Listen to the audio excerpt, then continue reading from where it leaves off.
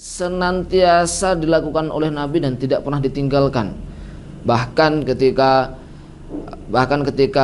dalam keadaan safar pun beliau tidak meninggalkan sholat-sholat sunnah tersebut. Nah, itu disebut sholat-sholat sunnah muakkadah. Kemudian beliau langsung membahas tentang sholat-sholat sunnah yang lain. Pernah kita singgung juga tentang sholat-sholat sunnah ini, entah rawatib, kan, wa ghairu rawatib juga sudah pernah kita singgung. Nah, ini kita langsung ke sholat-sholat sunnah yang disebutkan dalam kitab ini. Yang pertama adalah sholatul idain. Ya kan? Sholat idain ini adalah salah satu sholat sunnah yang paling afdol. Bahkan di antara sholat-sholat sunnah, salah satu yang paling afdol dan tidak sebisa mungkin untuk tidak ditinggalkan adalah ini, sholatul idain. Sholatul idain itu secara gerakan dan juga ahkam-ahkamnya sama plek dengan sholat-sholat yang lain. Kalau gerakannya kan jumlahnya 2 rakaat. Hanya saja ada beberapa khas di dalam sholat idain. Pertama adalah adanya takbir-takbir ziyadah, takbir-takbir tambahan. Takbir-takbir ziyadah ini dilakukan di rakaat yang pertama setelah doa istiftah. Setelah doa istiftah, kemudian biasanya kan kalau sholat itu setelah baca doa istiftah, kemudian ta'awud, kemudian al-fatihah. Nah, letak takbirat ziyadah dalam sholatul idain ketika dalam rakaat pertama itu adalah setelah membaca doa istiftah, kemudian setelah ta'awud. Nah, setelah itu kemudian baru imam mengangkat tangan untuk memulai takbirat ziyadah, yang mana pada rakaat pertama jumlahnya ada 7 takbir. Kemudian di sela-sela takbir ini disunnahkan untuk membaca zikir subhanallah walhamdulillah wala ilaha illallah allahu akbar. Jadi setelah doa istiftah, ta'awud, kemudian imam mengangkat tangannya Allahu akbar. Kemudian secara lirih dia membaca subhanallah, alhamdulillah, wala ilaha illallah allahu akbar. Baru kemudian selanjutnya takbir selanjutnya Allahu akbar. Sejumlah 7 takbir. Kemudian takbir ziyadah pada rakaat yang kedua. Ini letaknya setelah takbir qiyam. Kan masuk ke rakaat kedua itu ada takbir qiyam ya imam ya, Allahu akbar, berdiri untuk masuk ke rakaat kedua. Nah, setelah itu baru masuk ke takbir ziyadahnya.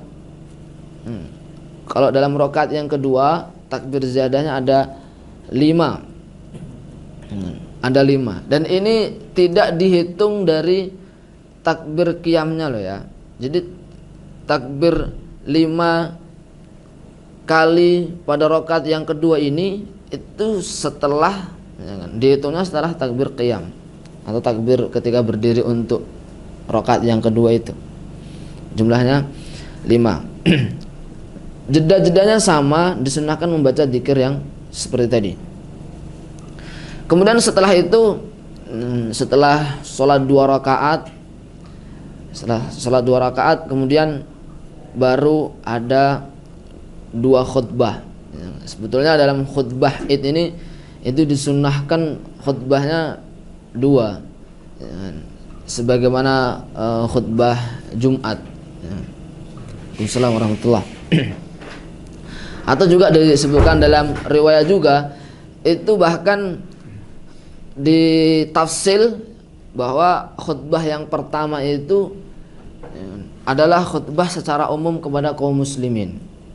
Kemudian nanti ketika khutbah yang kedua itu dikhususkan pembahasannya tentang wanita, tentang perempuan. Ada yang mentafsirkan begitu. Bahkan ini juga dipraktekkan di beberapa wilayah.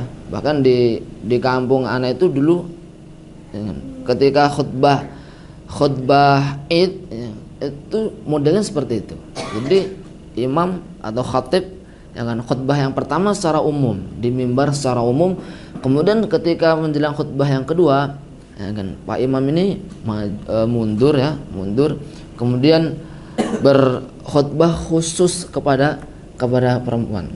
Karena jarang sekali, ya kan, ada syiar yang mengumpulkan, ya kan, kaum wanita dalam satu tempat. Maka karena kesunahan idin ini, bahkan, ya kan, kesunahan untuk ngumpul, ya kan, ngumpul pada sholat idin ini, bahkan untuk perempuan-perempuan yang berhalangan sekalipun, dia itu disunahkan untuk menghadiri idin, meskipun dia tidak boleh masuk ke dalam masjid, dia duduk di emperan begitu ya, itu tetap disunahkan. Sehingga karena momen ini, itulah kenapa ada syariat, ya kan, yaitu pada khutbah yang kedua ini khusus nasihat, ya kan, arahan, ya kan, dari khatib terhadap wanita, ya kan, pembahasan tentang wanita. Hakadha. Itu tentang salatul Idain. Kemudian wal kusufani, yaitu salat gerhana, ya kan, gerhana matahari atau gerhana bulan. Salat gerhana ini itu ada beberapa kaifiyah, beberapa cara, ya kan, disebutkan ada 3 model cara. Cara yang pertama itu paling minimal, yaitu cara paling sederhana, yaitu 2 rakaat sebagaimana 2 rakaat subuh, ya, sebagaimana 2 rakaat subuh. Kemudian cara yang kedua itu 2 rakaat ditambah dengan 2 ruku dan ditambah dengan 2 sujud tanpa diperpanjang rukunya, sujudnya, ya. Artinya tambahan 2 ruku dan 2 sujud ini sebagaimana umumnya, ya kan, durasi ruku dan sujudnya sebagaimana umumnya. Itu yang kedua. Kemudian kaifiyah yang ketiga itu adalah sholat 2 rakaat ditambah 2 ruku ditambah 2 sujud, tapi dengan diperpanjang durasinya. Karena memang sholat gerhana ini salah satu ciri khasnya adalah sunnahnya tuh panjang kan. Bahkan di tafsir itu dirinci bacaan-bacaan di dalam sholat gerhana ini, sehingga kalau misalnya ditambah dengan 2 rakaat, tambah dengan 2 ruku dan 2 sujud, berarti kan nanti qiyamnya ada 4, ya kan. Jadi qiyam yang pertama Allahu Akbar, ya, baca, ya kan, imam baca istiftah, kemudian baca Al-Fatihah.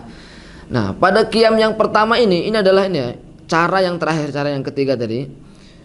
Pada qiyam yang pertama ini justru disunnahkan membaca surat setelah Al-Fatihah itu adalah surat Al-Baqarah kamil, ya kan? Al-Baqarah. Kemudian ruku, ya, setelah itu ruku, kemudian berdiri lagi, qiyam lagi, baca surat lagi, Al-Fatihah, kemudian dan surat yang kedua adalah surat Ali Imran. Kemudian ruku yang pertama tadi, ya kan, kalau biasanya ruku yang tumak ninahnya paling minimal kan cukup dengan subhanallah sekali ya, cukup ya kalau dalam salat biasa, atau sunnahnya tiga subhanallah lah. Tapi khusus untuk salat gerhana, ruku yang pertama tadi itu disunnahkan, atau kaifiyah yang ketiga ini itu sejumlah 100 tasbih. Jadi benar-benar panjang sekali, subhanallah sampai 100. Baru kemudian beranjak lagi. Kemudian pada rakaat qiyam yang kedua, berdiri yang kedua ini surat yang dibaca adalah Ali Imran. Kemudian dia ruku yang ini berarti kan ruku yang kedua ya. Ruku yang kedua dia membaca tasbihnya sejumlah 80 tasbih, ya kan, 80 tasbih. Kemudian i'tidal, kemudian sujud, ya kan, baru sujud. Begitu juga nanti dalam sujud ini, sujud yang pertama berarti kan ada 4 sujud nanti ya. Sujud yang pertama 100 tasbih, ya kan, kemudian duduk di antara 2 sujud, kemudian sujud yang kedua 80 tasbih, baru dia naik, ya kan, naik untuk rakaat kedua atau qiyam yang ketiga, ya kan. Qiyam yang ketiga membaca Al-Fatihah, kemudian surat yang dibaca adalah surat An-Nisa, kemudian baru rukuk lagi, ya kan. Ini kan berarti rukuk yang ketiga. Rukuk yang ketiga tasbihnya sejumlah 70 tasbih. Kemudian balik lagi berdiri, masuk ke qiyam yang keempat, ya kan. Qiyam yang keempat baca Al-Fatihah, kemudian surat yang dibaca adalah surat Al-Maidah, Al-Maidah. Kemudian setelah itu ruku, berarti kan ruku yang keempat, ya, ruku yang keempat baca tasbihnya sebanyak 50 kali. Kemudian iktidal, kemudian sujud, berarti sujud yang ketiga, ya kan. Jumlah tasbih yang dibaca adalah berapa tadi? 70 kali. 70 kali. Kemudian duduk di antara dua sujud, kemudian sujud yang keempat, nah, baca tasbih pada sujud yang keempat sejumlah 50 kali, ya kan. Kemudian tahiyat, selesai sholatnya. Jadi kaifiyah sholat gerhana, ya kan, secara umum ada 3 kaifiyah itu, ya, cuman kaifiyah yang keempat nih sangat langka sekali, ya kan, untuk ditatbikkan mungkin, ya kan, luar biasa panjangnya. Kemudian untuk waktunya, ya kan, waktu sholat gerhana, kalau misalnya gerhana matahari, maka waktu pelaksanaannya adalah setelah proses gerhana itu sampai tenggelam, ya kan, matahari tenggelam. Kemudian kalau gerhana bulan, setelah terjadi gerhana bulan itu, ya kan, hingga terbit matahari, ya kan, hakadha. Kemudian selanjutnya adalah wal witru, salat sunnah yang ketiga yaitu salat witir.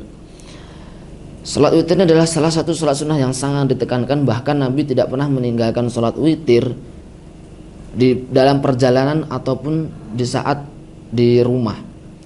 Bahkan para ulama itu, ya kan, para ulama membahas tentang hukum salat witir ini, itu ada yang mengatakan bahwasanya karena Nabi saking ini kan, saking menjaganya ini, itu mendekati wajib hukum salat witir nih, ya kan. Bahkan sahabat Abu Hurairah sendiri itu diwasiati secara langsung dari Nabi untuk tidak meninggalkan salat witir, ya kan. Dan hukum salat witir yang mendekati wajib itu lebih ditekankan kepada, ya kan, kepada thalabatul ilmi, kepada santri, kepada pelajar ilmu, ya kan, atau kepada para alim ulama, ya kan. Mungkin kalau untuk orang awam, ya kan, tidak sampai penekanannya hingga hukumnya mendekati wajib. Tapi kalau khusus untuk orang-orang yang thalabatul ilmi, orang yang pelajar, apalagi guru-guru, itu salah satu tirakatnya itu adalah menjaga salat witir, ya kan, menjaga salat witir. Apalagi kan sahabat Abu Hurairah itu kan salah satu cerminan, ya kan, cerminan thalabatul ilminya sahabat, ya kan, kiainya sahabat itu kan salah satu yang paling hebat kan adalah Abu Hurairah. Nah, itu langsung diamanai oleh Nabi, diwasiati oleh Nabi untuk tidak meninggalkan sholat witir. Nah, kemudian sholat witir ini waktu, kita bahas waktunya dulu. Kapan dilaksanakannya sholat witir? Sholat witir ini dilaksanakan setelah sholat isya, ya kan? Setelah sholat isya hingga subuh, ya kan? hingga subuh, terbit fajar itulah, nanti azan subuh. Bahkan kalau misalnya sholat isyanya itu sudah dijamak takdim, ya kan? Misalnya jamak takdim dengan maghrib, maka meskipun belum masuk waktu isya, tapi karena sudah melaksanakan sholat isya, maka setelah sholat isya itu boleh langsung untuk melakukan sholat sunat witir, ya kan? Sudah dimulai waktunya. Kalau memang sudah terbiasa bisa bangun sebelum subuh atau sepertiga malam, maka waktu terbaik untuk pelaksanaan sholat witir adalah waktu tersebut. Tapi kalau tidak, karena tidak terbiasa, belum terbiasa untuk bangun malam, bangun sepertiga malam, maka untuk menjaga-jaga boleh dilakukan sholat witir itu sebelum tidur. Hakada. Kemudian jumlah rokaatnya, ya kan?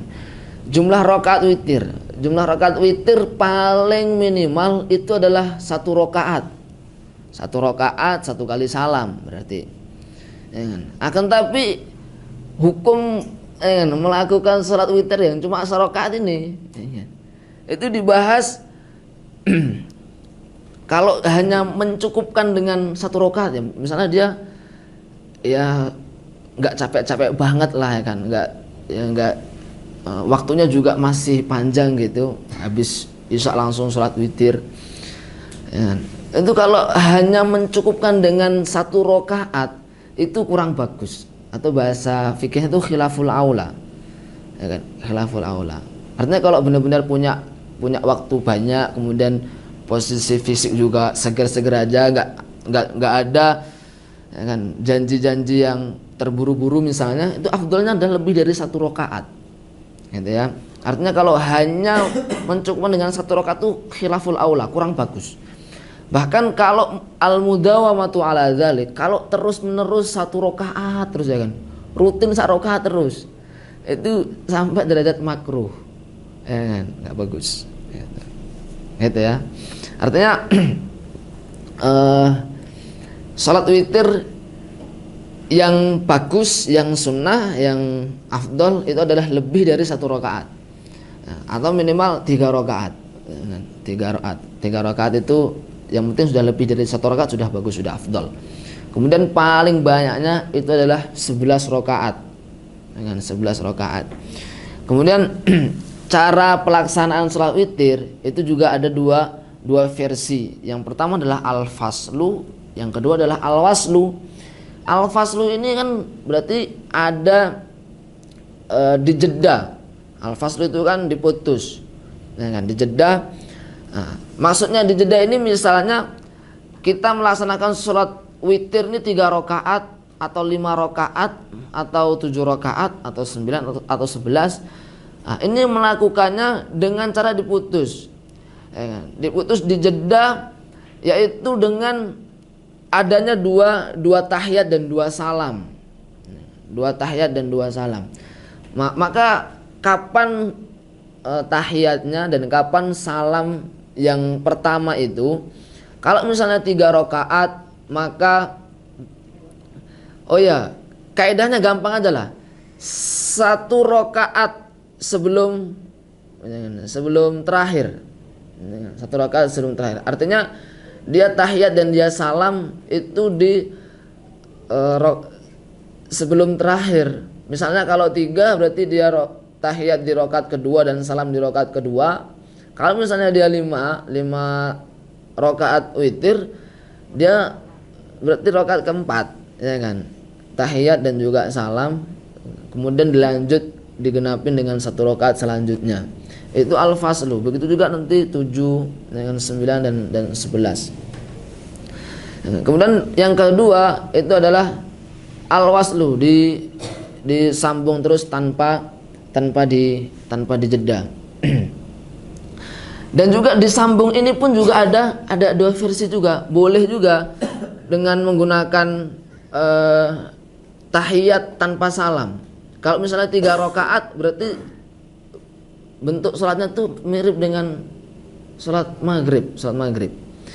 Ya, jadi di rakaat kedua nanti dia tahiyat tapi tanpa salam, ya kan, tanpa salam. Kalau misalnya 5 rakaat berarti nanti rakaat yang keempat dia tahiyat tanpa salam. Ya, itu adalah al-waslu. Ya, kan. Tapi kalau ingin yang paling afdal mana, apakah al-waslu atau al-faslu, diputus, dijeda atau disambung aja? Yang paling bagus, paling afdal adalah dijeda. Yang paling bagus adalah dijeda, paling afdal. Hakata. Kemudian kalau jadi kalau misalnya pilihannya antara dijeda atau sambung, maka yang paling afdal adalah dijeda, lebih bagus. Kemudian kalau misalnya disambung, ya kan, disambung semua, berarti kan ada yang satu tasyahud sama ada yang dua tasyahud. Nah, bagusan mana nih? Satu tasyahud atau dua tasyahud? Bagusan yang satu tasyahud atau satu tahiyat. Wadah ya. Jelas ya insyaallah ya. Itu apa kaifiyah dalam salat witir. Kaifiyah dalam salat witir. Kemudian sunanun muakkadatun. Jadi tadi salat idain, salat kusuf, salat gerhana, kemudian salat witir, ya kan. Ini termasuk dari salat sunnah yang muakkadat, yang sangat ditekankan. Wa kadza rawatibus shalah, dan begitu juga salat sunnah rawatib, ya kan. Artinya yang mengiringi salat fardu. Ya kan. Salat yang mengiringi salat fardu ini ada qobliyah dan juga ada ba'diyah. Ya kan? Ada qobliyah dan juga ada ba'diyah. Bahkan ini ya pembagiannya ada qobliyah, ada ba'diyah. Nah, nanti dari qobliyah dan ba'diyah ini dibagi lagi, ya kan? Ada yang muakkadah sama yang ghairu muakkadah, yang ditekankan sama yang enggak ditekankan. Kalau yang muakkadah itu yang disebutkan dalam nas hadis bahwasanya barang siapa yang melaksanakan 12 rakaat yang mengiringi salat fardu, maka Allah Subhanahu wa taala bangunkan baginya istana di surga. Itu adalah 12 rakaat, ya kan? 12 rakaat rawatib muakkadah. Ya, salat sunnah rawatib yang ditekankan. Kemudian yang ghairu muakkadah, ya kan? Ini yang ghairu muakkadah. Itu insyaallah tahu lah, yang muakkadah insyaallah tahu ya. 2 rakaat qobliyat zuhur. Oke. Kemudian 2 rakaat ba'da zuhur. Kemudian 2 rakaat dari subuh harusnya ya. Oke, kita lanjutlah. Kemudian 2 rakaat ba'dal maghrib, dengan 2 rakaat ba'dal isya, sama 2 rakaat qabla as-subuh. Itu kalau dalam hadis Ibnu Umar 10 rakaat saja yang disebutkan. Tapi nanti ada tambahan dalam dari salah satu hadis, itu barang siapa yang melakukan 4, ya kan, 4 rakaat sebelum zuhur. Nah, sehingga ditambah dengan 2 rakaat atau 2 rakaat tambahan sebelum zuhur ini jadi 12 rakaat. Kemudian yang ghairu muakkadah, ya kan, yang ghairu muakkadah itu ada 2 rakaat tambahan setelah zuhur. Jadi setelah zuhur itu sunnahnya juga 4 rakaat salat sunnah ya. Yang 2 rakaat adalah muakkadah yang ditekankan, yang 2 rakaat lagi yang ghairu muakkadah. Ya. Kemudian ada juga disebutkan dalam nas juga bahwasanya Nabi juga pernah salat 4 rakaat sebelum asar. Ya kan? 4 rakaat sebelum asar itu juga menjadi salat yang mengiringi salat fardu tapi tidak ditekankan, masuk ke ghairu muakkadah. Kemudian Nabi juga pernah juga melakukan salat 2 rakaat sebelum maghrib, ya kan? Artinya 2 rakaat qabliyah maghrib, itu juga salat sunnah rawatib akan tapi yang ghairu muakkadah, ya, ghairu muakkadah. Kemudian 2 rakaat qabliyah isya, ya kan? 2 rakaat qabliyah isya. Nah, ini adalah rakaat-rakaat yang mengiringi salat fardu akan tetapi tidak sampai derajat muakkadat, ya, masuk pembagiannya di ghairu muakkadah yang tidak ditekankan. Tamam. Selanjutnya wadduha wat tarawih sunanun laha fadlun wa thawabun azim. Kemudian salat duha waktu ya, waktunya adalah setelah, ya kan, terbit matahari setinggi tombak, setinggi tombak. Itu awal masuk waktu duha hingga menjelang zuhur, ya kan, sebelum waktu zuhur, sebelum azan zuhur itu. Kemudian jumlah rakaatnya adalah yang paling sedikit 2 rakaat, paling banyak 8 rakaat, ya kan. Paling sedikit 2 rakaat, paling banyak 8 rakaat. Kemudian juga ada ulama juga yang menyebutkan paling banyak 12 rakaat, ya kan? Paling banyak 12 rakaat. Kemudian kalau pelaksanaan yang paling afdol itu adalah di rubu'un nahar. Rubu'un nahar itu adalah seperempat, ya kan, seperempat siang. Jadi kalau misalnya siang ini misalnya terbit matahari jam berapa, jam 6 lah ya, katakanlah jam 6, kemudian terbenam juga jam 6, ya kan, berarti ada 12 jam berarti ya. Dengan dibagi 4 berarti 3 jam. Nah, waktu terbaik itu adalah 3 jam setelah terbit matahari.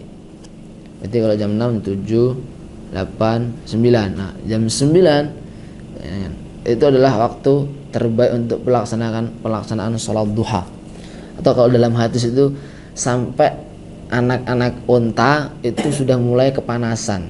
Artinya kan kakinya kan belum terlalu kuat, ya kan, masih kaki-kaki lemah lah, kaki-kaki susu lah, ya kan, kukunya belum kuat, sehingga ketika matahari udah mulai agak terik, ya kan, gurun-gurun kan juga sudah mulai, ya kan, kepanasan pasirnya itu. Nah, itu kalau kakinya si anak unta ini sudah mulai apa bahasanya, kicat-kicat gitu ya, kepanasan dia. Nah, itu adalah waktu terbaik pelaksanaan sholat duha. Kemudian wat tarawih, ya kan, sholat sunnah tarawih. Yang ini tidak dilakukan kecuali pada saat Ramadan tentunya. Paling banyak sholat tarawih dilakukan jumlahnya adalah 20 rakaat. Kemudian pelaksanaan waktu sholat tarawih itu sebagaimana sholat witir waktunya, setelah sholat isya hingga terbit fajar. Kemudian khusus untuk sholat tarawih itu ketika dilaksanakan dalam berjamaah lebih afdol. Ketika dilakukan dalam berjamaah lebih afdol. Dan kalau dalam mazhab Syafi'i pelaksanaan sholat tarawih itu 2 rakaat 2 rakaat. Ya, 2 rakaat 2 rakaat. Dan wajib salam, ya kan, setiap 2 rakaat. Itu dalam mazhab Syafi'i begitu. Sunanun laha fadlun wa thawabun azim. Berikut ya kan, tadi adalah salat sunnah laha fadlun, yang memiliki keutamaan, wa thawabun, dan pahala yang besar, azim. Kemudian babu shaum. Bismillah. Qala babu shaum wa amma shaumu wa huwa thalithu min arkanil islami fa huwa imsakun ma'rufun ala wajhin makhsus. Di sini pengarang buku ini itu mendahulukan pembahasan saum daripada zakat, dan ini sangat bagus sekali, ya kan? Karena memang pembahasan puasa sendiri itu disyariatkan sebelum, ya kan, sebelum zakat. Ya. Kemudian secara keutamaan puasa itu memiliki kedudukan setelah sholat secara keutamaan. Kemudian juga kenapa kok didahulukan? Itu karena yang akan melaksanakan puasa itu dari sekian kaum muslimin jauh lebih banyak daripada orang yang, atau kaum muslimin yang akan melaksanakan zakat. Karena kan untuk kaum muslimin yang ingin melakukan zakat atau sudah jatuh hukum wajib zakat baginya kan ketika terpenuhi syarat-syaratnya. Nah, sedangkan puasa ini mujarrad cukup dia balik, ya kan, itu dia sudah wajib berpuasa, sehingga pengetahuan dan ilmu tentang puasa itu jauh lebih banyak yang membutuhkan daripada pembahasan zakat. Yang mana kalau pembahasan zakat hanya dibutuhkan oleh orang-orang yang sudah wajib zakat baginya. Nah, itulah sebabnya kenapa beliau mendahulukan pembahasan saum daripada zakat. Karena kebanyakan itu zakat dulu baru saum, kebanyakan begitu. Bahkan di dalam hadisnya pun juga kebanyakan disebutkan zakat terlebih dahulu. Misalnya bunyal islamu ala khamsin, syahadatu alla ilaha illallah wa anna muhammadar rasulullah wa iqamis shalah wa ita'iz zakat wa shaumi ramadan wa hajjil bait. Ya kan? Zakat dulu. Hakada. Kemudian wa amma shaumu wa huwa tsalitsu min arkanil Islam. Wadah ya. bahwasanya puasa adalah rukun yang ketiga dari rukun-rukun Islam. Fahuwa imsakun ma'rufun. Jadi shaum itu maknanya adalah imsak. Imsak itu adalah menahan. Ma'rufun yang secara ma'ruf, secara umum diketahui, ya kan? Dia menahan diri dari apa? Ya kan? Ala wajhin makhsus, dan dengan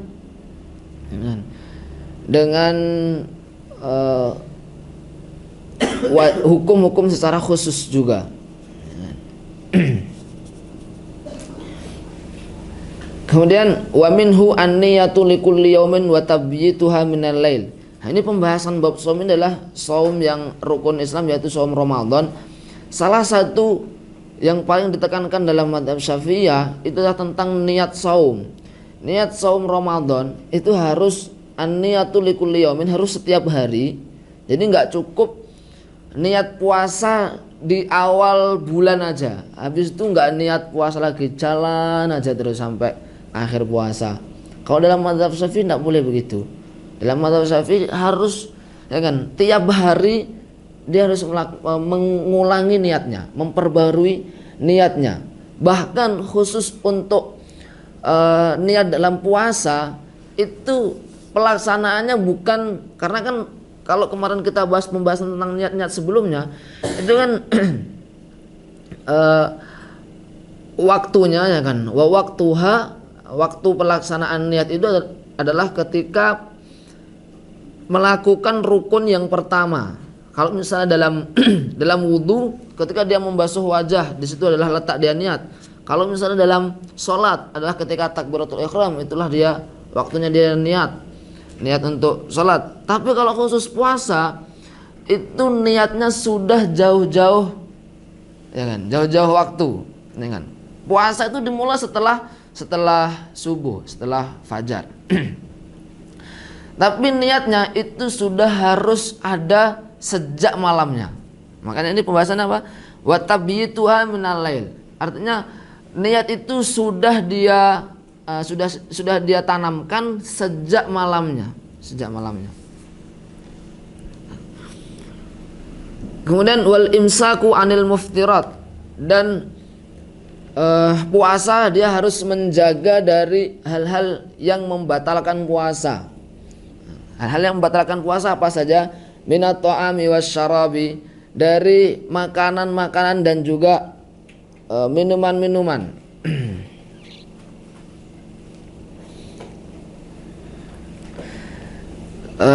Ini kalau dalam pembahasan puasa, yang membatalkan puasa adalah apapun yang masuk ke kerongkongan, apapun yang masuk ke kerongkongan dari makanan atau minuman, yang bahkan masuknya itu tidak harus lewat mulut, selama masuknya itu melalui rongga-rongga yang terbuka.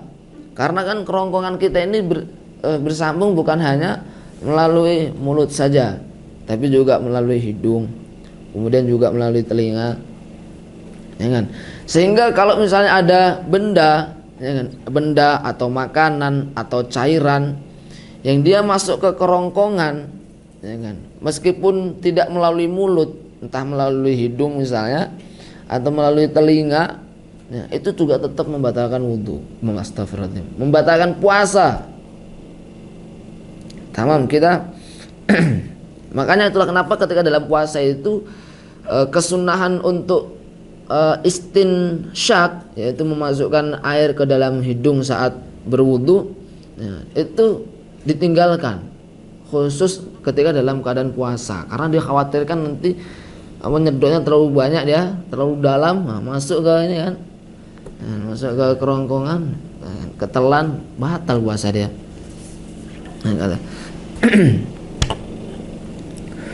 Kemudian wal jima, dan berhubungan suami istri itu membatalkan puasa,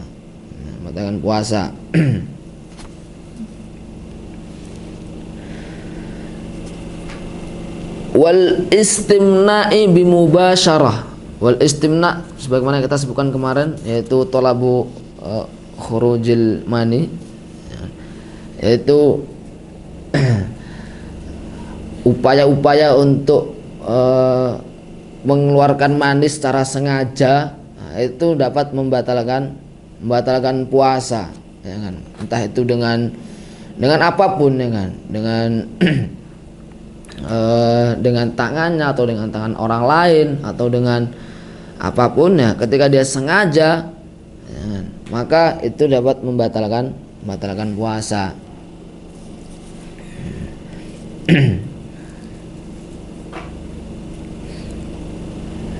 Kemudian wal istiqaati bil ikhtiyar. Istiqa adalah talabul qai, atau membuat muntah hingga muntah beneran. Nah, ini ketika dia memaksa dirinya untuk muntah sengaja, nah itu adalah salah satu pembatal puasa juga. Nah, kata. Kemudian wa min tamamis shaumi kaful jawarihi amma yakrahuhullah, dan salah satu bagian dari kesempurnaan puasa adalah kaful jawarihi amma yakrahuhullah, yaitu dia menahan anggota-anggota badan ini dari apa-apa yang dibenci oleh Allah Subhanahu wa taala, minal a'dha'i as-sab'ati minal a'dha'i sab'ati al-ati dzikruha fa fil hadis khamsun yufattirna as-shaim al-kadhibu wal ghibatu wan namimatu wal yaminul kadhibatu wan nadaru bi syahwah. Maksud dari al-a'dha'u sab'ah ini, ya kan, anggota badan yang 7 ini nanti akan disebutkan di akhir kitabnya, ya kan? Akan disebutkan di akhir kitabnya, sehingga orang-orang yang berpuasa itu hendaknya menjaga, ya kan, menjaga dari apa-apa yang dibenci oleh Allah Subhanahu wa taala. Beliau sebutkan di sini salah satu contohnya, ya kan, 5 hal yang dapat membatalkan orang yang berpuasa adalah al-kadzibu, orang yang berbohong, ya kan? Kemudian orang yang berghibah, ya kan? Kemudian orang yang namimah, mengadu domba, wal yaminul kadzibah, itu dia sumpah palsu, ya kan, sumpah palsu, wan nadharu bisyahwah, dan memandang atau nonton sesuatu dengan syahwat, ya kan, dengan syahwat. Ini adalah hal-hal yang dapat membatalkan puasa. Maksud dari membatalkan puasa ini adalah membatalkan pahala-pahala puasa, ya kan? Secara kewajiban, ketika dia berbohong, ketika dia ghibah, mungkin tidak batal puasanya karena dia tidak, ya kan, tidak makan, tidak minum, dan juga tidak keluar maninya, ya kan, maka tidak batal puasanya. Tapi kalau dia melakukan bohong, melakukan hal-hal ini tadi, itu bisa batal pahalanya, pahala puasa. Padahal pahala puasa ini adalah salah satu amal yang pahalanya sangat besar sekali, ya kan? Bahkan yang berhak untuk, ya kan, membayar puasa ini atau memberikan pahala puasa ini adalah Allah secara langsung. Kemudian juga selanjutnya wa min tamamis shaum taharril iftari ala halalin wa adamul istiktsari minal akli. Dan salah satu kesempurnaan puasa juga adalah taharril iftar, yaitu memilih apa yang akan dia gunakan untuk beriftar, ya, berbuka puasa, ala halalin, dari makanan-makanan yang halal. Jadi selain ada sunnah-sunnah yang disunahkan dalam berbuka puasa, ya kan, seperti dengan kurma, ya kan, air putih dan manis-manisan itu, maka selain itu juga ditambahi dari makanan-makanan yang akan kita gunakan untuk berbuka puasa itu dipilih yang paling halal, ya, paling halal.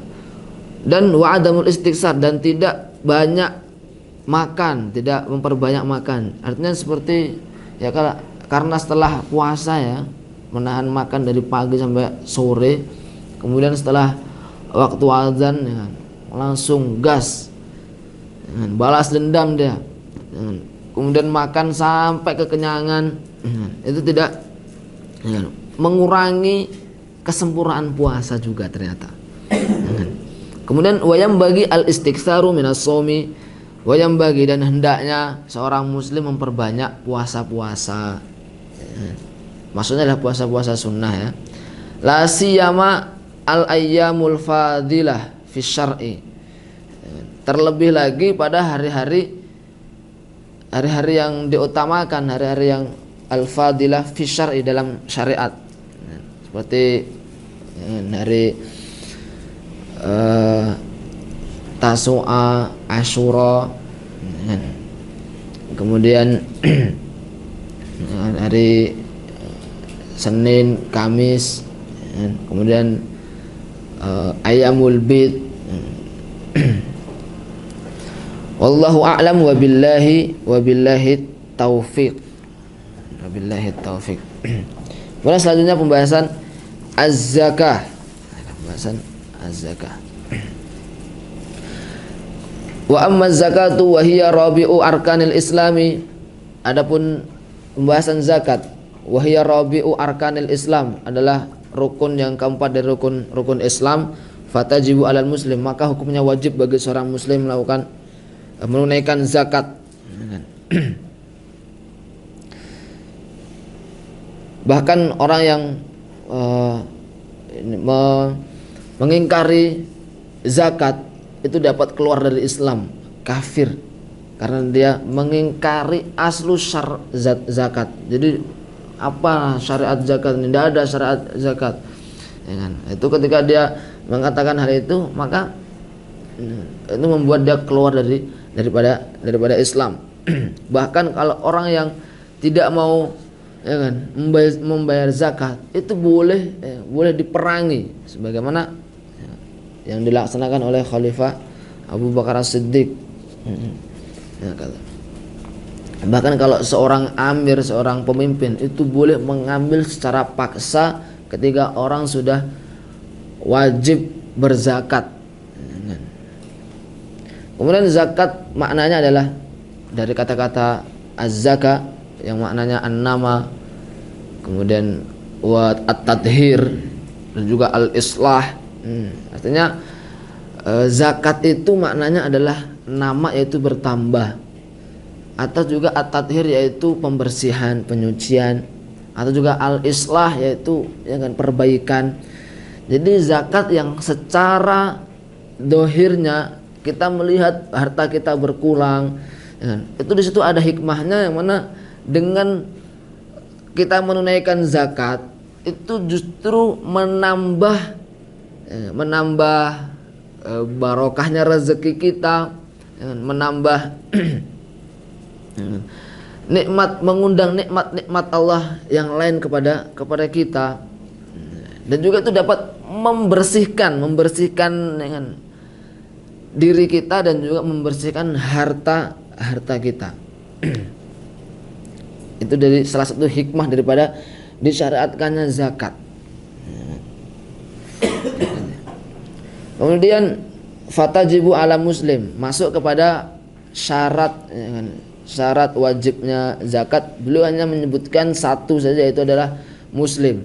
Selama orang itu dia berislam, maka dia punya kesempatan untuk, ya kan, wajib zakat baginya. Ketika nanti dia sudah memiliki harta yang sampai pada nisabnya, kemudian sudah mencapai haul juga, maka saat itulah dia wajib berzakat. Kemudian fatajibu alal muslim ma'rifatu anwa'il amwalil wajibati fiha. Maka selanjutnya adalah wajib bagi kaum muslimin juga mengetahui ilmu tentang macam-macam harta yang harus dizakati. Harta yang harus dizakati itu ada 5 jenis harta yang harus dizakati. Ya kan? Di situ disebutkan wahiyya an-na'amu, An-na'amu adalah hewan ternak. Hewan ternak yang dimaksud di sini dalam fikih ini adalah 3. Pertama yaitu unta, yang kedua adalah sapi, yang ketiga adalah kambing. Ini saja. Kenapa kok cuma 3 ini? Padahal secara kehidupan kita, sosial kita, orang berternak bukan cuman 3 ini. Makanya kalau di Indonesia mungkin berternak unta jarang sekali, jarang. Kambing, sapi oke banyak, tapi di sana juga ada orang yang berternak yang lainnya, ternak kelinci, apalagi dan ternak ayam, ternak kenari mungkin dan lain-lain. Apa bisa diternak orang-orang, orang-orang Indonesia nih. Tapi yang diwajibkan zakat itu hanya 3 ini, yaitu unta, kemudian sapi sama kambing. Salah satu alasannya kenapa kok cuma 3 ini, itu disebutkan bahwa karena memang orang-orang Arab itu rata-rata hewan ternak mereka cuma 3 ini, cuma 3 ini, sehingga yang diwajibkan zakat adalah 3 hewan tersebut. Kemudian kok kenapa disebut an-na'am? An-na'am itu kan dari kata-kata nikmah ya, nikmat. Itu karena memang salah satu hikmahnya bahwa hewan-hewan ternak ini itu kenapa disebut na'am? Karena menunjukkan banyaknya nikmat Allah Subhanahu wa taala. Orang ketika memiliki hewan ternak, entah itu unta, entah itu kambing, atau entah itu sapi, itu dia telah mendapatkan banyak sekali nikmat dari Allah Subhanahu wa taala. Karena memang dari seluruh aktivitas dari 3 hewan ini, bahkan apapun yang dia keluarkan itu bisa dimanfaatkan, kotorannya bisa dimanfaatkan, kalau unta tenaganya bisa dimanfaatkan, kan begitu. Sehingga artinya orang memiliki hewan ternak salah satu dari 3 hal ini itu menunjukkan dia dapat banyak nikmat. Makanya itulah kenapa disebut an-na'am. Kemudian an-naqdani adalah az-zahab wal fiddah, emas dan perak. Kemudian at-tijarah adalah urudut tijarah, yaitu barang-barang dagangan. Warikaz, ar-rikaz ini harta temuan atau harta karun lah bahasa kita, harta karun. Kemudian al-ma'din adalah harta tambang, harta pertambangan itu. Kemudian al-mu'asyarat ini adalah tanaman-tanaman dan biji-bijian atau biji-bijian, al-habub was-simar, biji-bijian dan buah-buahan, itu disebut mu'asyarat,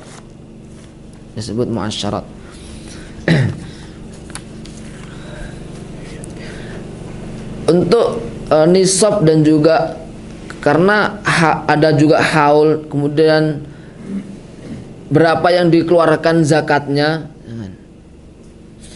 itu masing-masing berbeda-beda. Kita mulai dari an-na'am yaitu jadi hewan-hewan ternak.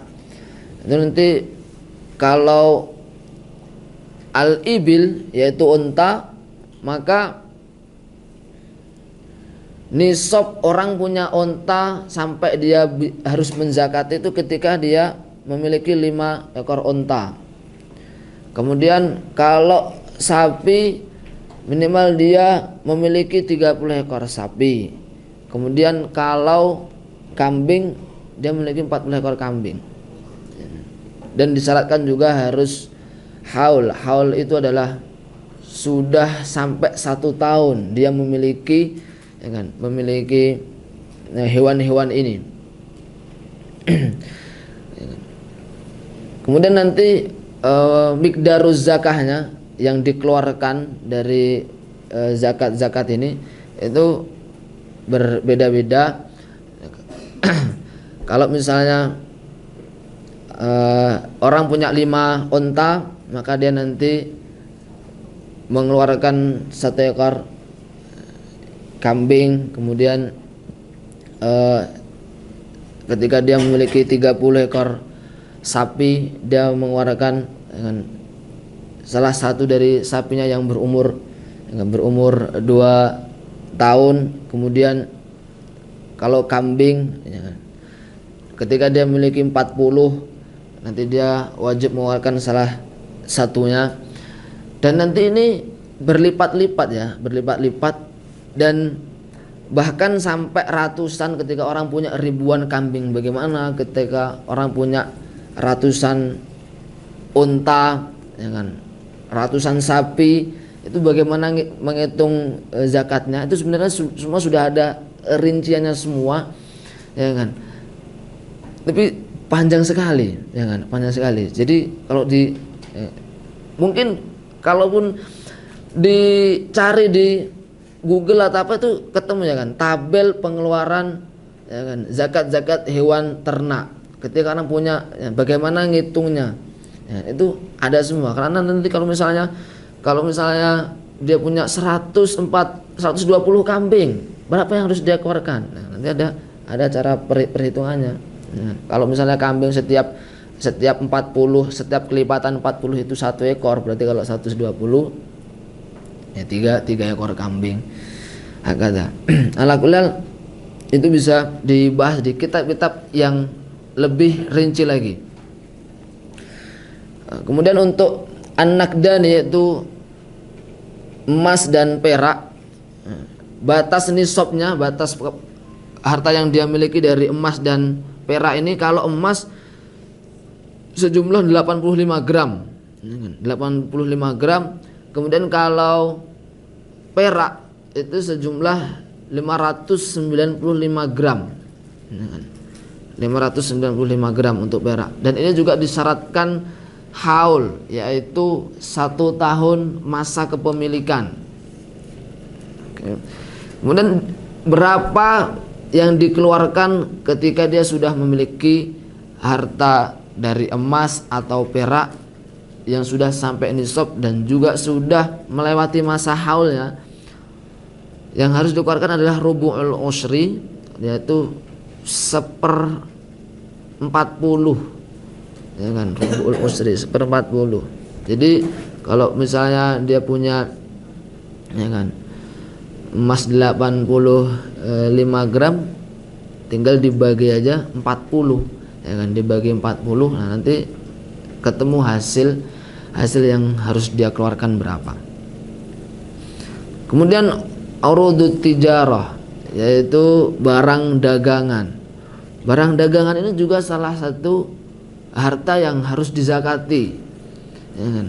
Kemudian jumlah nisab dari harta dagangan ini itu sebagaimana nisabnya emas, dan juga sudah harus melewati masa haul, ya kan, masa haul, sehingga ketika orang berdagang yang perputaran uangnya itu melebihi nisab, ya kan, dia harus benar-benar menghitung, ya kan, setiap tahun dia harus menghitung jumlah, ya kan, harta dagangannya itu dari yang di lumbungnya, kemudian yang di etalasenya, kemudian misalnya ada orang yang utang padanya juga dihitung juga, ya kan, selama 1 tahun di total, kemudian, ya kan, dikeluarkan zakatnya, ya kan, zakatnya sama, yaitu rubu'ul ushri. Jadi seluruh harta dagangan tadi itu dibagi 40. Kemudian ar-rikaz ini adalah harta temuan atau harta karun bahasa kita. Dan ini harta karun ini harus berupa emas atau perak.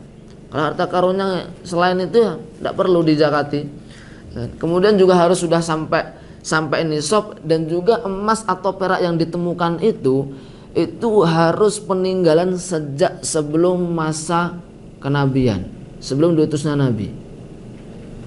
Karena ar-rikas ini maksudnya adalah, jadi al-rikas itu maksudnya adalah al-madfun, yang terkubur, min dafnil jahiliyah, dari harta-harta orang jahiliyah dulu, artinya sebelum diutusnya nabi, ya kan? Jadi masa sebelum diutusnya nabi atau masa diutusnya nabi tapi belum dapat dakwahnya nabi, itu juga masuk kepada ar-rikas juga, ya kan, ar-rikas juga. Lantas bagaimana mengetahuinya kalau itu adalah barang yang terpendam ini sejak zaman sebelum diutusnya Nabi? Itu dengan tanda-tanda aja. Misalnya di situ ada, kalau misalnya emas ada apa, ada tanggal ininya ya kan. Kalau misalnya biasanya kan koin-koin gitu ya, koin-koin ada ya, cap-capnya ya kan, cap-cap zaman jahiliyah dahulu. Ketika sudah ada isyarat-isyarat itu, tanda-tanda itu, maka itu sudah cukup menjadi dasar bahwasanya itu adalah rikas atau harta pendaman pada zaman jahiliyah. Nah, gitu. Dan itu tidak disyaratkan haul, ya kan? Tidak disyaratkan haul. Artinya kalau misalnya orang lagi duduk-duduk tanah misalnya, kemudian tiba-tiba nemu kotak isinya harta emas perak semua, ya kan? Kemudian setelah diteliti ternyata itu sejak zaman purba, zaman jahiliyah, maka dia saat itu juga langsung mengeluarkan zakatnya sejumlah al-khumus, seperlimanya, ya kan? Seperlimanya. Kemudian al-ma'din adalah pertambangan, ya kan? Pertambangan yang mana yang ditambangnya juga emas dan juga perak juga. Kalau selain emas dan perak juga tidak perlu dizakati. Hakadha. Kemudian yang jumlah yang dikeluarkan adalah rubu'ul usri, 1/40 juga. Kemudian wal muasyarat yaitu biji-bijian atau buah-buahan. Maksud dari biji-bijian yang harus dizakati adalah biji-bijian yang itu makanan pokok, ya kan? Biji-bijian makanan pokok dan bisa disimpan. Biji-bijian makanan pokok dan bisa disimpan, itu kriterianya. Kemudian kalau buah-buahan itu hanya tamar dan kismis saja. Jadi jeruk, apalagi duren, itu mau sak, ya kan? Hektar pun juga nggak perlu dizakatin. Tapi kalau kurma, kemudian anggur, ini harus dizakati nanti. Nah, kemudian kalau biji-bijian tadi ya syaratnya adalah itu adalah makanan pokok dan bisa disimpan. Kemudian jumlah yang dikeluarkan nanti, ya kan? Ini kan kita bahas nisabnya dulu ya.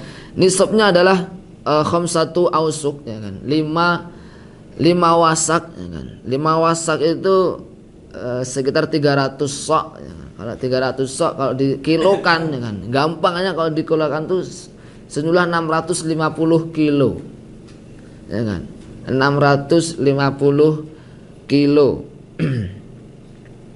Jadi kalau orang habis panen, ya kan, total panennya itu 650 kilo atau lebih, ya kan, maka dia harus berzakat.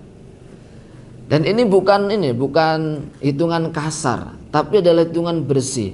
Kalau misal masih ada tanah-tanahnya atau masih ada kulitnya, masih ada batangnya, ya kan, itu dibuang dulu. Kalau misalnya padi, ya kan, itu harus sudah diseleb, ya kan, sudah dijemur, sudah diseleb. Nah, hasil bersihnya itu loh, berasnya itu kalau sudah sampai 650 kilo ke atas, maka dia harus menunaikan zakatnya, ya kan. Kemudian zakatnya ini dibagi lagi, ya kan. Ketika dia selama masa penanaman itu menggunakan biaya, ya kan, menggunakan biaya artinya penyiramannya itu dengan air yang harus beli, ya kan, nggak mengandalkan full curah hujan gitu, ya kan. Itu nanti disebutnya adalah bimaunah, artinya bimaunah itu dengan usaha, ya kan, dengan tenaga, ngeluarin duit lah dia, ya kan, ngeluarin duit. Maka zakatnya adalah nisful usri, ya kan, setengah dari 1/10. Berapa setengah dari 1/10 lah itu. Kemudian kalau misalnya dia tanpa tanpa usaha tadi, hanya mengandalkan curah hujan, jadi dia nanam kemudian disirami oleh air hujan kemudian panen, nah, maka zakatnya ketika mencapai nisab nanti zakatnya adalah al-ushr, 1/10, 1/10. Kemudian untuk sayur mayur dan tanaman-tanaman sejenisnya itu tidak harus dizakati. Yang harus dizakati hanya biji-bijian, itu pun harus makanan pokok dan bisa disimpan. Kalau di Indonesia mungkin padi, kalau di Sudan ada gandum, kemudian ada full dan lain. Selama itu makanan pokok mereka, maka itu nanti wajib dizakati. Kemudian fala zakata fi ma siwan na'amis saimah, dan tidak ada zakat kecuali an-na'amis saimah, yaitu hewan-hewan ternak yang as-saimah, yang dibiarkan. Maksudnya as-saimah atau dibiarkan ini maksudnya adalah dia digembalakan, ya kan, digembalakan. Jadi kalau hewan-hewan ternak yang tidak digembalakan, ya kan, makanan dia beli, kemudian gizinya juga, ya kan, beli juga, maka nanti tidak wajib dizakati. Ya kan. Yang wajib dizakati adalah hewan ternak yang digembalakan di rumput-rumput, ya kan, rumput secara umum, ya. Yang jelas bukan rumput tetangga aja. Kemudian wa yushtaratul haulu laha, dan disyaratkan haul, ya kan, laha. Wa kadzalika yushtaratu lin nuqudi wat tijarah. Jadi yang disyaratkan haul pertama adalah an-na'am, ya kan, kemudian an-nuqud yaitu zahab dan fiddah, kemudian wat tijarah, dan juga zakat tijarah wajib harus haul, disyaratkan. Kemudian wa yustaratu fi hadhil anwa'i, dan juga disyaratkan di macam-macam yang disebutkan tadi, an-nisabu aidan, harus sudah mencapai nisab juga. Kalau tidak mencapai nisab maka tidak wajib dizakati. Wa wajibun naqdaini wat tijarati rubu'ul usri, dan wajib yang dikeluarkan dari an-naqdaini yaitu adalah az-zahab, emas, wal fiddah, perak, wat tijarah, dan juga barang-barang dagangan adalah rubu'ul usri, 1/40. Wa wajibul hububi was thimari, dan yang wajib dikeluarkan dari al-hubub, biji-bijian, kemudian was-thimar, dan buah-buahan, allati sukiyat bimaunah, yang dia disirami dengan tenaga, maka nisful usri, setengah dari 1/10. Wa bi ghairi maunah, dan bi ghairi maunah kecuali dengan, dan tidak menggunakan, ya kan, menggunakan usaha, ya kan, atau biaya, maka zakat yang dikeluarkan adalah al-usru, yaitu 1/10. Kemudian selanjutnya pembahasan zakatul fitri, zakat fitrah. Wa zakatul fitri wajibatun ala kulli muslimin, dan zakat fitrah hukumnya wajib bagi setiap muslim, bagi setiap muslim. Idza, syarat-syaratnya adalah fadolat an kutihi wa kuti man yakutuhu yaumal idi wa lailatahu. Syarat zakat fitrah yang pertama adalah dia harus muslim. Yang kedua adalah fadolat an kutihi, dia memiliki kelebihan dari kutihi, kebutuhan pokok, wa kuti, dan kebutuhan man yakutuhu, orang yang dinafkahinya. Kapan? Yaumal idi, pada hari id, wa lailatahu, dan malamnya. Jadi kalau seseorang yang punya nafkah untuk dirinya dan juga untuk keluarganya yang wajib dia nafkahi, pas hari idnya, ya kan, pas hari id dan malamnya, maka dia wajib untuk mengeluarkan zakat fitrah. Ya kan? Wajib mengeluarkan zakat fitrah. Artinya dia punya kesiapan pangan untuk besok pas hari Id sampai malam.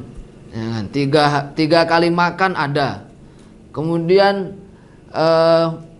pakaian juga ada. Kemudian dan juga barang-barang pokok yang lain, misalnya ya kan, kebutuhan-kebutuhan bayar, ya kan. Kalau bayar kan enggak per hari ya kan? Misalnya bayar sewa rumah kan enggak per hari, ya kan. Air dan listrik pun juga enggak per hari. Jadi yang hitungan per hari ya cuman makan aja, ya kan. Makan, sehingga orang kalau punya jatah makan untuk hari Id sampai malam itu ada untuknya dan untuk keluarganya, maka dia sudah wajib zakat fitrah. Kemudian ada satu syarat lagi yang tidak disebutkan di sini, itu adalah harus mendapatkan meskipun sedikit dari waktu Ramadan dan juga waktu Syawal. Jadi ayyudrika juz'un min Ramadan wa juz'un min Syawal. Maksudnya adalah begini, dia harus, orang ini yang wajib zakat ini, dia harus dapat Ramadan, ya kan, meskipun sedikit. Kalau berarti meskipun sedikit ini sebelum hari terakhir Ramadan, berarti ya kan, sebelum hari terakhir Ramadan, sebelum terbenam matahari hari terakhir Ramadan, dan juz'un min Syawal, bagian dari Syawal, ya, bagian meskipun sedikit, yaitu setelah terbenam matahari terakhir di bulan Ramadan, kan masuk bulan Syawal.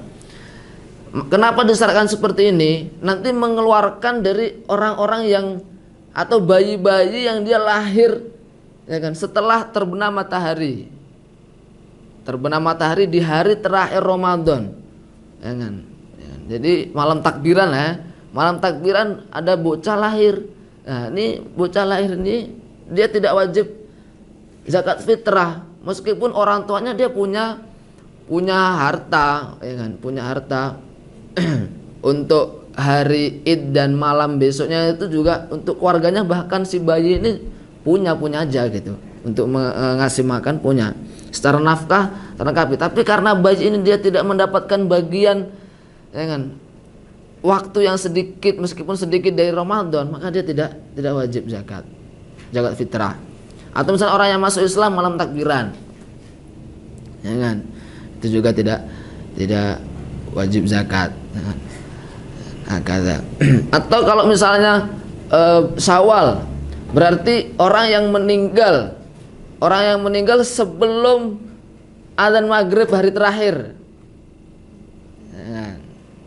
itu juga tidak wajib zakat. Tapi kalau misalnya setelah, ya kan, setelah atau meninggalnya malam takbiran, masih wajib dizakati, ya kan, oleh dia sendiri atau keluarganya, zakat fitrah maksudnya, ya.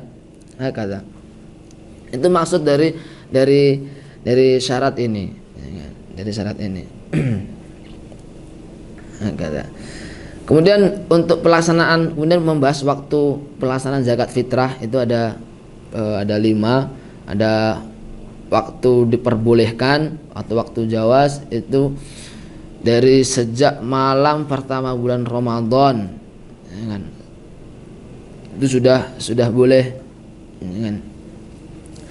Kemudian waktu diwajibkan, wajib kapan, ya, wajib melaksanakan zakat fitrah itu nanti bi syamsi akhiri Ramadan, yaitu setelah terbenamnya matahari hari terakhir pada bulan Ramadan. Itu adalah waktu wajib pelaksanaan zakat fitrah.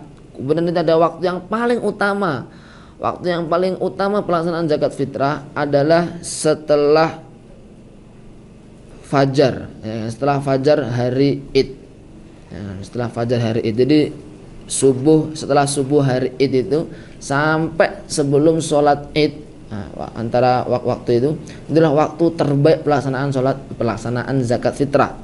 Kemudian ada waktu yang karohah, waktu yang dibenci, itu ketika dia mengakhirkan mengakhirkan setelah sholat id baru dia bayar zakat fitrahnya, ya kan? Itu ketika melaksanakan zakat fitrah pada saat itu hukumnya makruh.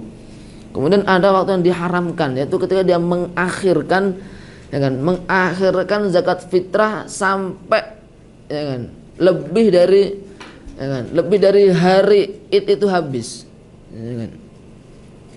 Kalau hari id kan sampai terbenam matahari, ya berarti dia mengakhirkan zakat fitrahnya tanpa udzur syar'i apapun, ya kan, setelah hari id, itu hukumnya haram, ya.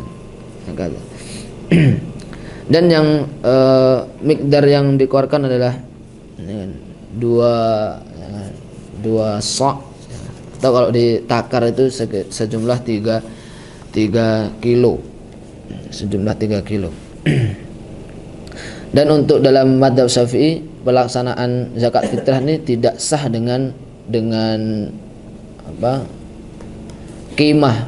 Qimah itu nilai yang serupa dengan 3 kilo beras misalnya, itu tidak sah, ya kan, dalam madzhab Syafi'i terutama. Dan juga ketika barang yang dizakatkan itu, kalau misalnya beras, itu harus benar-benar beras yang layak dimakan. Tidak boleh beras-beras yang sudah basi, beras-beras yang sudah apek gitu, ya kan? Itu nanti tidak sah dipakai untuk zakat, ya kan? Dan karena zakat fitrah ini kan juga boleh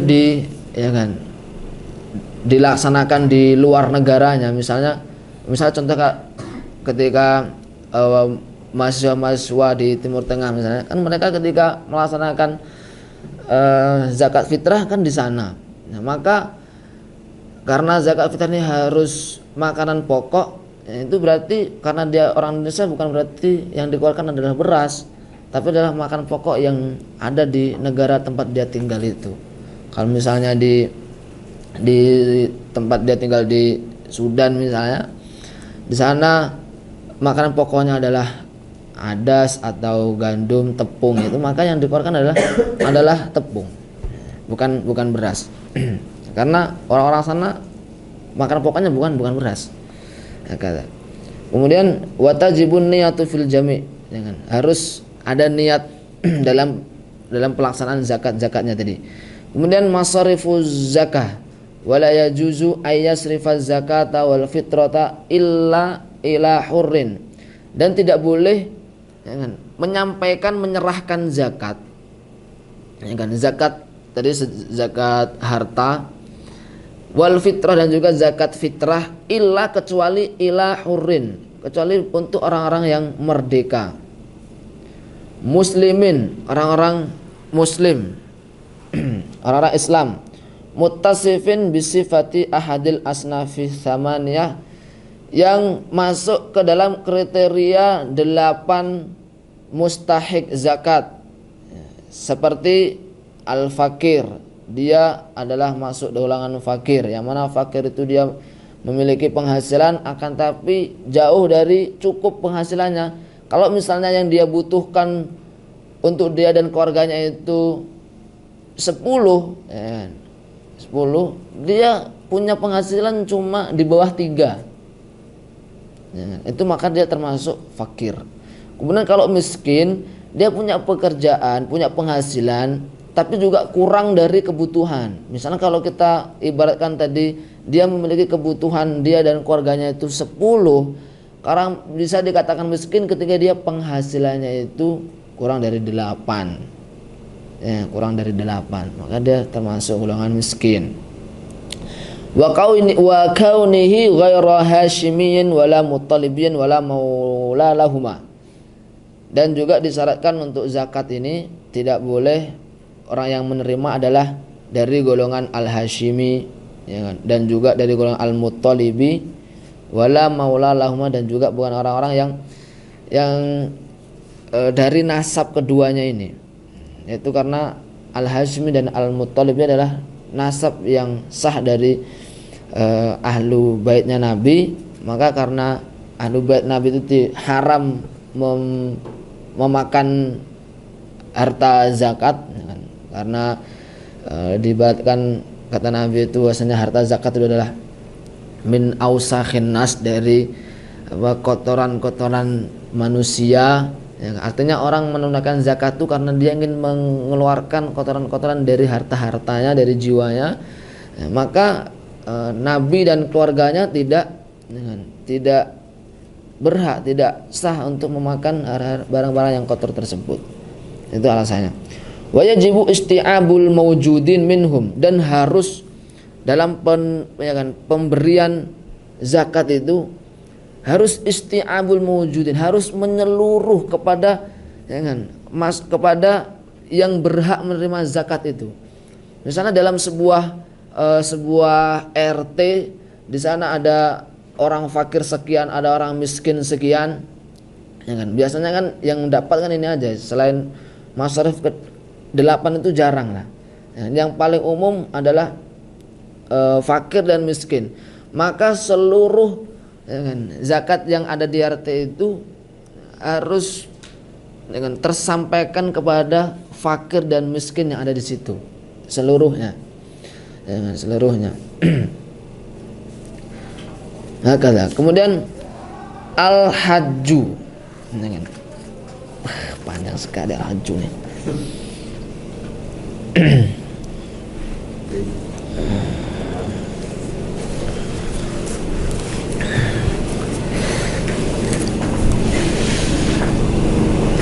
Bismillah.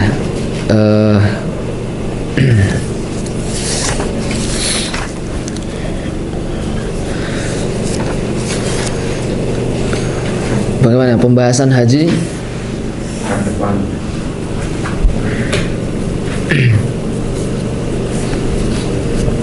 Mau dibahas malam ini atau?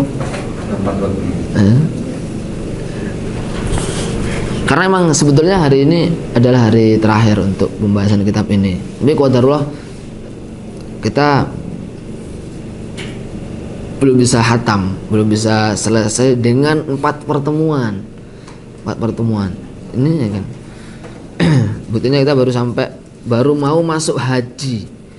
Ya, sebetulnya pembahasan tazkiyah tidak terlalu penting, karena tidak penting, akan tapi karena pembahasannya adalah fikih Syafi'i, sehingga minimal pembahasannya itu dibahas sampai pembahasan haji. Nah, ini pembahasan haji juga membutuhkan waktu. Nah, apakah mau kita selesaikan malam ini juga? Ini sudah jam 9:30. Gimana pendapat antum? Hakala. Jadi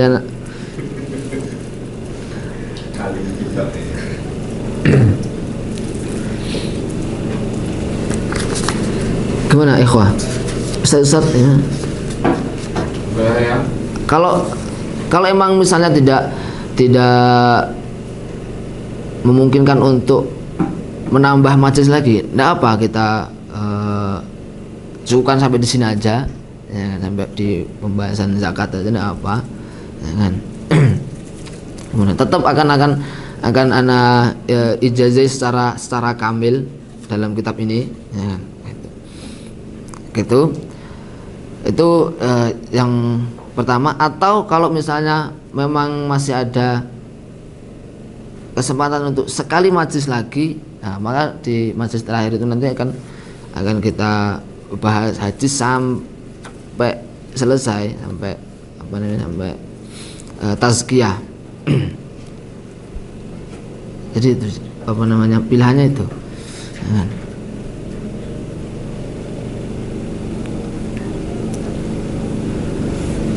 Gimana? Tambah 1 liko aja. Ustaz Rafli.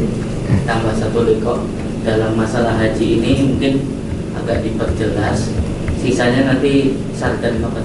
Ayo, pembahasan tazkiyah sardan aja gitu ya, baca aja. Jadi agak itu dari Ustaz Rafli mungkin ada. Saya bagaimana Ustaz? Ini bisa antum kalau misalnya nambah 1 majelis. Karena di luar dari ini kan, kalau misalnya amanah dari panitia pun juga begitu. Kalau gini Ustaz, kalau misalnya qadarullah nanti Karena sudah mewanti-wanti dari awal. Kita membahas kitab ini dengan 4 pertemuan hampir mustahil. Nah, kata bahkan dengan penjelasan yang paling sederhana pun juga sangat mepet sekali. Kan gitu. Ya udah, nanti tetap kita tulis 4 kali pertemuan. Nah, kalau nanti Ustadz misalnya butuh waktu tambahan, komunikasikan aja dengan pesertanya. Kalau mereka bersedia ya monggo. Tapi kalau enggak ya udah 4 pertemuan aja, sedapatnya berapa gitu. Jadi gitu. Nah.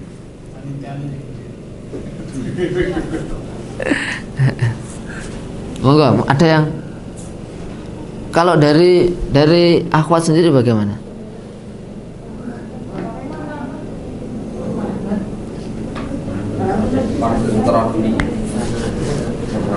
Hadir. Artinya kalau misalnya 1 pertemuan lagi berarti Selasa depan bismillah. Selasa depan. Tanggal 27. Iya, 27 Februari, Ustaz. Karena kan mungkin kan ustazah ini kan itu rata-rata kan ustazah ya kan. Kita enggak boleh mendekati PTS, mulai sibuk dan lain-lain. Mulai Ramadan. Ala kulli hala. Ya.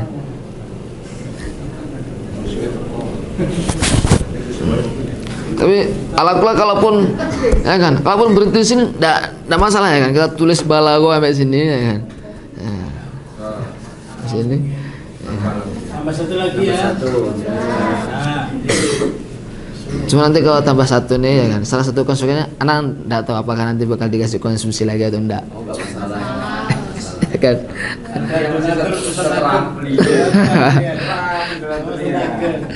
Khawatir. Ya. Karena sebetulnya anak hari ini tuh udah niat banget ya kan. Niat banget untuk benar-benar sebisa mungkin hatam gitu. Bahkan sehingga pembahasannya nggak terlalu melebar. Pembahasan zakat pun juga cuma sederhana sekali, puasa juga sederhana banget gitu ya, nggak sampai detail sekali gitu. Beda dengan ketika kita bahas wudhu dan sholat kemarin agak sedikit rinci. Cuman karena dari awal Anda udah meniatkan untuk bisa minimal selesai haji, udah Anda tulis loh di sini ini udah rute-rute perjalanan haji di papan tulis. Itu kan. Mungkin qadarullah dengan qadarullah kita baru sampai zakat dan waktu sudah habis. Kalau gitu. 1 kali insyaallah. Bismillah ya, itu 1 majelis lagi. Bisa enggak apa? Nanti Sampai selesai. majelis terakhir ke depan kalau udah 1 majelis lagi insyaallah udah pasti selesai. Nanti pembahasan haji, kemudian setelah itu pembahasan tazkiyah kita baca saja ya, sebagai bentuk kesempurnaan dari kitab ini ya. Gitu, kita baca saja. Maka kalau udah gitu nanti alhamdulillah kita sanadnya kamil gitu, membaca kitab ini dari khilaf ilal khilaf. Tamam kita. Jazakallahu khair. Mohon maaf sebelumnya atas kekurangannya pada malam hari ini ya kan. Semoga kita diberikan taufik dan kesempatan untuk 1 majelis lagi nanti insyaallah khataman biidznillah taala. Dan semoga kita semua nanti bisa. Hakada akhirul kalam wa akhiru da'wana wa nakhtatim bidu'a kafaratul majlis. Subhanakallahumma wa bihamdika asyhadu an la ilaha illa anta astaghfiruka wa atubu ilaik. Assalamualaikum warahmatullahi wabarakatuh.